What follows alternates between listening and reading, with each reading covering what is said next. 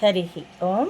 ప్రియ పుత్రి పుత్రులారా, ఒక spying strategy నా జీవనానుభవంలో ఉన్నది.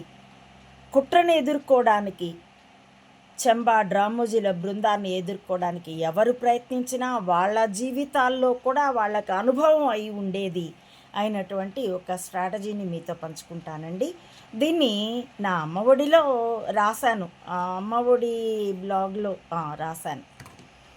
రామోజీ వేధింపు, మాపై రామోజీరావు వేధింపు, దాని నుండి మేము నేర్చుకున్న పాఠాలు అనే లేబుల్ క్రింద ఉన్నాయి. మెదళ్ళే ఆయుధాలుగా యుద్ధం అని నా ఈ ఛానల్లో కూడాను ఇదే హెడ్డింగ్తో వీడియోలు కూడా కొన్ని ఉన్నాయి. ఆ స్ట్రాటజీ పేరేంటంటే బాసుమతి బియ్యం. అంటే రాజుగారి బిడ్డని ఎత్తుకున్నట్లే ఉంటుంది, కానీ పిర్రగిల్లడం కూడా ఉంటుంది. పిర్రగిల్లడం ఎవరికీ కనబడదు. అయ్యో బాబు ఏడుస్తున్నాడు అంటూ దించేయడం మాత్రం అందరికి కనిపిస్తుంది. ఇదే బాస్మతి బియ్యం స్ట్రాటజీ. ఎలా అంటే మనకి మంచి చేస్తున్నట్లే ఉంటారు. ఒక ఉదాహరణ చెప్తా, 1-2 ఉదాహరణలు చెప్తాను మీకు బాగా అర్థమయ్యేందుకు. చెంబా రామోజీరావుల వేధింపుని వైఎస్ రాజశేఖర రెడ్డి వచ్చాక కూడా సాంద్రత తగ్గింది, కానీ కొంత కొనసాగించబడింది. ఎందుకంటే డ్రామోజీకి దాదాపు సోదరీ తుల్య సోనియా. ఎందుకంటే ఆ స్పై ఇందిరి ఇంట్లో స్థిరపడ్డాకే ఈ పచ్చళ్ళవాడు, సైకిల్ మీద పచ్చళ్ళు అమ్మినవాడు కాస్త పత్రికాధిపతి అవతారం ఎత్తి బలంగా ముఖం బయటపెట్టాడు. ముఖం దాచుకున్నాళ్లే, బలం బయటపెట్టాడు. ముఖం 1993లో 92లో పట్టుబడ్డాక 93లో పబ్లిక్ గార్డెన్స్లో ఘంటసాల వారి కాంస్య విగ్రహాన్ని ఆవిష్కరించేప్పుడు తొలిసారిగా వాడి ముఖం మీడియా కెమెరాలకి చిక్కింది. అప్పటికి ఇంకా ఇవి రాలేదు కూడాను, ప్రైవేటు టీవీలు, పత్రికలకి. అప్పుడు మొహం బయట పెట్టాడు. కానీ వాడి కుట్రలు మాత్రం సరే. ఈ విషయంలో బాసుమతి ఇదేంటంటే వైఎస్ రాజశేఖర రెడ్డి కొనసాగించాడు సాంద్రత తగ్గిన మాపై వేధింపుని. ఎందుకంటే మరి బాసిని, యాంటోనియో మైనో, డ్రామోజీకి సోదరీతుల్య సోనియాని దాటలేడు కదా. అయినా కానీ వైఎస్ ఎంత టెంపరీ అంటే, అటు డ్రామోజీ సోనియాలకి మమ్మల్ని నమ్మిస్తున్నాను, మేము నమ్మాము అని, ఇటు మాకు వాళ్ళు నన్ను నమ్మారు అని మాకు అంటే పీవీజీ వర్గానికి, నాకు కూడాను మరి మా భాష కొంత తెలిసి ఈ మిమిక్రీ చేశాడు. మా వాళ్ళు అతన్ని ఎంటర్టైన్ చేయదలుచుకున్నారు కాబట్టి కూడాను మేము నమ్మామంటే డబుల్ గేమ్ బాగా ఆడాడు. ఆడనిచ్చాము మేము. ఎందుకంటే CIA, Mossad, miss, M5, ISI వీళ్ళందరికీ కూడాను సందట్లో సడేమియా, నేను మీకు ఏజెంట్ని, లేదు ఐఎస్ఐకి అయితే నేను చైనా ఏజెంట్ని, లేదా CIA ఏజెంట్ని అంటూ ఇట్లా నమ్మిస్తూ సందట్లో సడేమియా ఆడగలిగిన వాడికి మరి ఆ కర్మఫలం కూడా ఇవ్వాలి కదా. ఎవరికీ తెలియకపోతే ఏమైనా చేయొచ్చు. నీకు తెలిసి కూడా నిన్ను ఎదుర్కొంటాం, నీ కుట్రలు కుప్పకూలుస్తాం, సామాన్యుల చేతనే నిన్ను ఉరికించి తన్నిస్తాం, నీ మొత్తం వలయాన్ని తుత్తునియలు చేస్తాము అని చెప్పి యుద్ధం మొదలుపెట్టినా కూడా ఆ మెదడు తక్కువ ఎదవ ఇటీవలే చచ్చాడు డ్రామోజీ. వాడికి తెలిసిందే పదే స్ట్రాటజీలు. వాడు తనతో సందట్లో సడేమియా ఈ వైఎస్ రాజశేఖర రెడ్డి ఆడడాన్ని కూడా తెలుసుకోలేకపోయాడు. 2009లో రెండోసారి కొంత మెజారిటీ తగ్గినా, రెండోసారి ఇక్కడ వైఎస్ కేంద్రంలో కాంగ్రెస్ గెలిచిందే 2009 మే ఎన్నికల్లో. అదే మొదటిసారి ఈవీఎంలని ఉపయోగించడం, అదే ప్రారంభం కూడా ఈవీఎంల ట్యాంపరింగు. అప్పుడే పెట్టాను ఆ పోస్టు. దాన్ని వీడియోగా మలిచి మొన్న 2024లో జూన్ 4న రిజల్ట్ వచ్చిన రోజునే పెట్టాను ఆ వీడియోని. ఆ రాజశేఖర్ రెడ్డి దాన్ని కొనసాగిస్తూ ఉండగా ఈ బాస్మతి బియ్యపు స్ట్రాటజీ ఎలా అంటే, శ్రీశైలంలో మా రూమ్ క్యాన్సిల్ అయింది, అందులోనే మా ఇల్లు, మా స్కూలు. సో పొట్టకూడు కూడా పోయింది. కొత్త ఉపాధి వెతుక్కుంటూ మేము నంద్యాలకి ప్రయాణించాము. ఆ నంద్యాలకు ప్రయాణించే ముందు శ్రీశైలంలోనే ఎక్కడైనా సత్రాల్లో అద్దెకి రూమ్ దొరుకుతుందా, లేదా ఆ శ్రీగిరి కాలనీ, అప్పటికి గిరిజనులకు ఇచ్చిన పట్టా భూముల్ని శ్రీశైలంలో బడా పాములు కొనుక్కొని పెద్ద పెద్ద బిల్డింగ్లు కట్టినాయి, అక్కడ ఏదైనా అద్దెకు దొరుకుతుందా అని పెను ప్రయత్నం చేసినా ఏ లాభము కలగలేదు. అందుకు ప్రయత్నం అక్కడ ఉన్నటువంటి ఒక బొమ్మల షాప్ అతను రాజశేఖర్ రెడ్డి, అతని పేరు కూడా, అతడి ఇంట్లో విందుకు పిలిచి ఈరోజు ముఖ్యమంత్రి వైఎస్ రాజశేఖర్ రెడ్డి ఇంట విందు అంటూ ఈనాడు పెద్ద హెడ్డింగ్ వేసి ఓ మిమిక్రీలు కూడా చేసింది. వాటి గురించిన వివరాలు మీకు నా అమ్మఒడిలో దొరుకుతాయి. ఇప్పుడు ఆ విస్తారమైన పోస్టులు వెతకలేక నేను మీకు మళ్ళీ రీప్రజెంట్ చేస్తున్నాను. అతడి పిల్లవాడిని, జస్ట్ 1వ తరగతి చదివే పిల్లవాడిని, అతడు బాగా ప్రాధాయపడినందున నేను నా పాపని హోమ్ స్కూలింగ్ చేయించుకుని ఉన్నాను. అప్పటికి ఇంకా ఆమె 10th రాయలేదు, ఆ వయసు రాలేదని. సరే ఆమెతో పాటు ఈ బిడ్డకు కూడా చెప్పాలి అని అతడు అడిగితే బతిమాలితే తెచ్చుకున్నాము నంద్యాలలో మా ఇంట్లోనే. సరే నా పాప తర్వాత నాకు మళ్ళీ ఎవరూ లేరు, నేను ఆపరేషన్ కూడా చేయించుకున్నాను. అప్పటికి ఒక్క బిడ్డని పెంచగలిగితే చాలు మనం ఉన్న స్ట్రగుల్కి అని. సరే ఇంకో పిల్లవాడు, ఒక తమ్ముడు నా పాపకుంటే బాగానే ఉంటుంది కదా అని ఆ పిల్లవాడిని, వాడి పేరు ఏదో దివాకర్ ఏదో ఉండేది, దివాకర్ రెడ్డి, చిన్ని పిల్లవాడు, మిరపకాయలు అనమంటే మిరకపాయలు అనేవాడు. వాడి బాల్యాన్ని మేము ఆనందించాము. ఆ పిల్లవాడిని మా దగ్గర పెట్టుకున్నాం. మాకేదైనా ఆర్థిక సహాయం చేస్తుంటే బాగుండేది అతడి తండ్రి, కానీ అతడి గౌరవాన్ని సూచిస్తూ మాకు పాడాన్ని స్వీట్స్ హాట్స్ తెచ్చేవాడు. అవి తదుపరి వాళ్ళ పిల్లవాడికే పెట్టుకుని పడవేయవలసి వచ్చేది, ఎందుకంటే ఆ నూనెలు చెప్పేవాళ్ళం వద్దండి అని. మా ప్రేమ సార్. అలాగే ఒకసారి బాస్మతి బియ్యం తెచ్చాడు. అప్పట్లో అవి 1800 ఎంతో ఉండేది, 25 కేజీల బస్తా. మామూలు సన్న బియ్యాలు అయితే 600 ఎంతో ఉండేవి.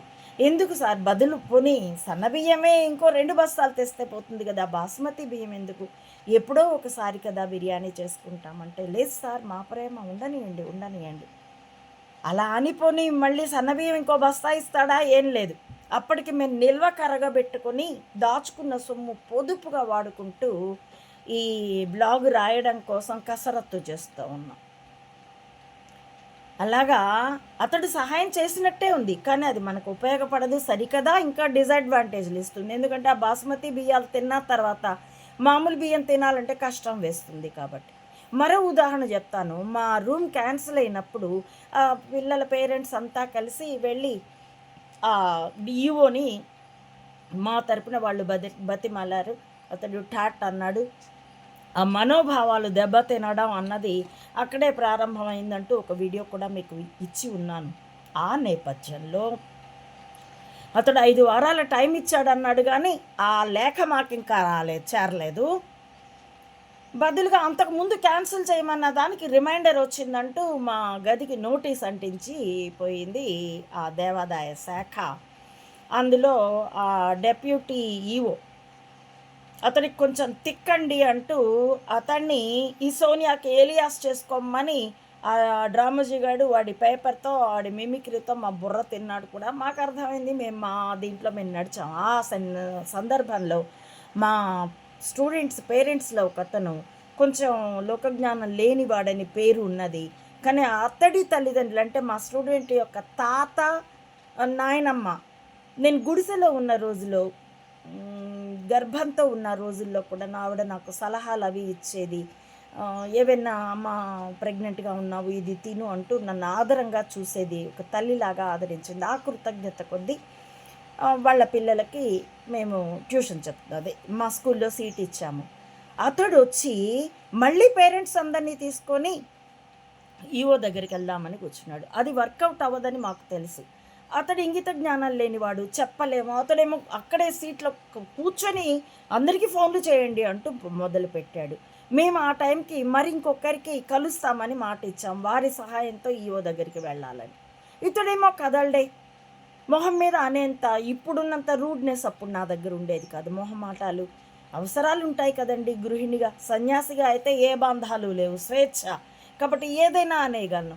అప్పుడైతే కొన్ని లిమిటేషన్స్ ఉంటాయి కదా. కాబట్టి అతన్ని ఇక చివరికి నేనే మృదువుగా చెప్పాను, లేదులేండి నాయన, లేదులేండి సార్, వేరే వాళ్ళతో కలవవలసి ఉన్నది, రేపు కలుద్దాంలే మీరు చెప్పినట్టు, ఇప్పటికి బయలుదేరదామంటూ అట్లా కూడా అతన్ని కథలు తీయడానికి 1/2 అవర్ పట్టింది. తీరా అతడి దగ్గరికి వెళ్తే ఆలస్యంగా వచ్చారని అతడు వంక పెట్టాడు. ఇలా సహాయం చేసినట్టే ఉంటుంది, ఇప్పుడు కాదు కానీ ఇప్పుడు సన్యసించాక నా మీద అలాంటివి పెద్దగా వర్కౌట్ అవ్వవు, ప్లే చేయడం లేదు కూడా. ఇది నా మరో జన్మ కదా. ఆదిలక్ష్మిగా ఉన్నంత వరకే ఈ మెదళ్ళే ఆయుధాలుగా యుద్ధం. ఒకవేళ నేను నా భర్త నా పాపల్లాగా ఆత్మహత్య చేసుకుని ఉంటే మా వాళ్ళు ఓడిపోయి ఉండేవాళ్ళు. ఆత్మహత్య ప్రయత్నం చేశాను కూడా, కానీ దాని నుండి తప్పించబడ్డాను. ఎర్రగడ్డ నుండి మళ్ళీ బయటకు వచ్చి ఆ డిప్రెషన్ని దాటడానికి 6 ఏళ్ళు తపస్సు చేసుకున్నానండి. తదుపరి మళ్ళీ యుద్ధం ప్రారంభిస్తే 2018 నుండి ఇది 2024 వరకు, ఇది 25. కాబట్టి అప్పట్లో కూడా ఎవరినైనా రిపేర్ ఏదైనా చేసి పెట్టమంటే చేసినట్లే ఉండేది. అది అయ్యో పాడైందండి, మీకు కొత్తది ఇస్తాను, లేకపోతే మరో మోటార్ మారుస్తాను, లేకపోతే మరో మీటర్ మారుస్తాను, రీవైండింగ్ చేస్తాను నా మిక్సీలకి అట్లా. ఆ తదుపరి వర్కౌట్ అవ్వదు, నెలలు పడతాయి. చివరికి నేను మళ్ళీ కొత్తది కొనుక్కుండేవాళ్ళు. అసలే డబ్బు ఇరుకులో ఉన్నప్పుడు ఇలాంటివి మన మీద చాలా ఒత్తిడి తెస్తాయి. అట్లాంటివి చుట్టూ చాలా జరిగినప్పుడు జీవితం పట్ల వెగటు వస్తుంది. ఏమి యుద్ధం, ఏం పోరాటం. మన వాళ్ళు ఉన్నా కూడా, అవును సైన్యాధిపతి ఉన్నా, రాజు ఉన్నా, బంటు దెబ్బలు బంటు తినక తప్పదు, అశ్వారూఢుడితో దెబ్బలు తినక తప్పదు, గజారూఢుడితోనూ దెబ్బలు తినక తప్పదు. కానీ ఆ అవగాహన అప్పుడు అంత ఉండేది కాదు. చాలా విసుగుపడి, నిరాశపడి, మళ్ళీ రీమోటివేట్ చేసుకొని, మళ్ళీ గీత పట్టుకొని నడిచేవాళ్ళం. అలాగా బాసుమతి బియ్యం స్ట్రాటజీ ఇప్పుడు జగన్ మీద కొంతమంది ఒకప్పటి జగన్ని చూస్తే తట్టుకోలేరు. ఏది ఒకప్పుడు అతను ఏమన్నా ఫ్యాక్షనిస్టా? అతని తండ్రి పాక్షికంగా ఫ్యాక్షనిస్టు, అతడి చిన్నాన్లు పెదనాన్లు జార్జి రెడ్డి అయితే మైకా గన్ల విషయంలో అప్పటికి ప్రిన్సిపల్ సెక్రటరీ కాకి మాధవరావు వాడి క్యాబిన్లోనే కొట్టేశాడు. అలా వాళ్ళు ఫ్యాక్షనిస్టులు, తాత ఫ్యాక్షనిస్టు. కానీ ఈ పిల్లవాడు డిగ్రీ చదువుతూ ఉండగా పీవీజీ వర్గపు కన్ను అతడి మీద పడగా, అతడి బుద్ధి, అతడి పూర్వకర్మ ఫలాలు, అతడి తండ్రి పూర్వకర్మ ఫలాల కారణంగా ఇతడు పాజిటివ్ వైపు పడ్డాడు, చెక్కబడ్డాడు, ట్రైనప్ చేయబడ్డాడు. అతడి చెల్లెల ఆమెకున్న స్వార్థ బుద్ధి కారణంగా నెగిటివ్ వైపు పడింది, అటువైపే రన్ అయ్యింది. 20 ఏళ్ల వయస్సుకే ఈ మెదళ్ళ ఆయుధాలుగా యుద్ధం ప్రారంభమైంది. ఎప్పుడు చూపించాడు అతడి ఫ్యాక్షనిజం? అతడికి పాజిటివ్ చెప్తున్నట్టే ఉంటాయి ఆయా వీడియోలు, కానీ గతంలో ఇతడు ఫ్యాక్షనిస్టు అనే అబద్ధాన్ని అతడి మీద ముద్ర వేయడానికి పనిచేస్తాయి. దీన్నే మేము బాసుమతి బియ్యం స్ట్రాటజీ అంటాం. మీ లైఫ్లో కూడా అలాంటివి ఉంటాయి, చెక్ చేసి చూసుకోండి. ఇది I'm warning every common person to check yourself. That's it. Chamba, ఇలాంటి చాలా స్ట్రాటజీలు నువ్వు నీ గుగ్గురువు ప్లే చేశారా అబ్బి, అన్నీ బయటకు వస్తాయి. Check yourself mister Chamba. And అవును, ఈ మధ్య కనిపించట్లేదేంటి? అసెంబ్లీలో అవని, కౌన్సిల్లో అవని, నీ తంబాకు లాంటి చంబాకు బుద్ధిమాంజుడు, నాలుకమాంజుడు, మందలదిరి ప్రజాప్రతినిధి అతడు మాత్రమే డిఫెండ్ చేసుకుంటున్నాడు. ఆ ఉపమా ముఖ్యమంత్రి కూడా కనపడడం లేదు, నువ్వు కనపడడం లేదు. ఎక్కడ మంతనాలు ఆడుతున్నారయ్యా? ఎక్కడ మంతనాలాడినా ఏమీ లాభం ఉండదు.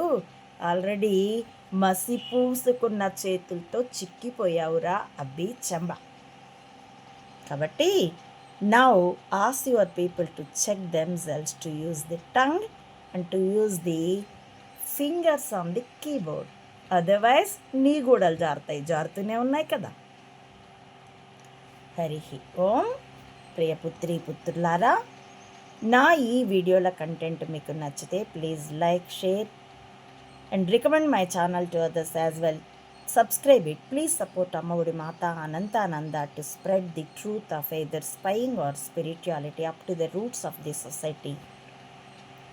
As well, support me financially also to win this war with wisdom as weapon. www. భావి తరాల ఉజ్వల భవిష్యత్తు కోసం, మానవతా ధర్మం పునఃప్రతిష్ఠ కోసం మెదళ్ళే ఆయుధాలుగా యుద్ధంలో పాలు పంచుకోవాల్సిందిగా కులమతాలకి రాజకీయాలకి అతీతంగా సామాన్యులందరినీ స్వాగతిస్తున్నాను.